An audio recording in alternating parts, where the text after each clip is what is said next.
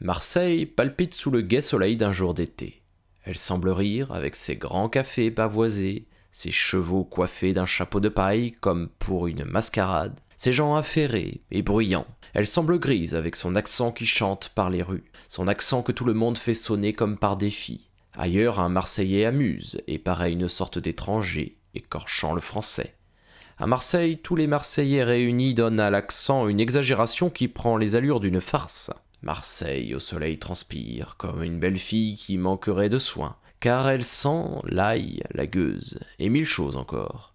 Elle sent les innombrables nourritures que grignotent les nègres, les Turcs, les Grecs, les Italiens, les Maltais, les Espagnols, les Anglais, les Corses, et les Marseillais, aussi précaires, couchés, assis, roulés, vautrés sur le quai.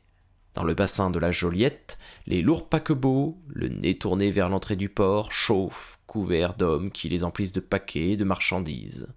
L'un d'eux, l'Abdelkader, se met tout à coup à pousser des mugissements, car le sifflet n'existe plus, il est remplacé par une sorte de cri de bête, une voix formidable qui sort du ventre fumant du monstre. Le vaste navire quitte son point d'attache, passe doucement au milieu de ses frères, encore immobiles, sort du port, et brusquement, le capitaine ayant jeté par son porte-voix qui descend dans les profondeurs du bateau le commandement « En route !»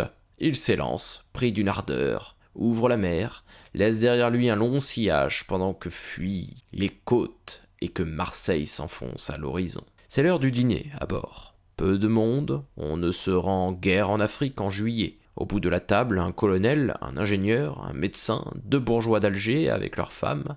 On parle du pays où l'on va, de l'administration qu'il lui faut. Le colonel réclame énergiquement un gouvernement militaire, parle tactique dans le désert et déclare que le télégraphe est inutile et même dangereux pour les armées. Cet officier supérieur a dû éprouver quelques désagréments de guerre par la faute du télégraphe. L'ingénieur voudrait confier la colonie à un inspecteur général des ponts et chaussées qui ferait des canaux, des barrages, des routes et 1000 autres choses. Le capitaine du bâtiment laisse entendre avec esprit qu'un marin ferait bien mieux l'affaire, l'Algérie n'étant abordable que par mer. Les 2 bourgeois signalent les fautes grossières du gouverneur et chacun rit, s'étonnant qu'on puisse être aussi maladroit. Puis on remonte sur le pont, rien que la mer calme, sans un frisson, et dorée par la lune. Le lourd bateau paraît glisser dessus, laissant derrière lui un long sillage bouillonnant, où l'eau battue semble du feu liquide. Le ciel s'étale sur nos têtes d'un noir bleuâtre, ensemencé d'astres que voile par instant l'énorme panache de fumée vomi par les cheminées.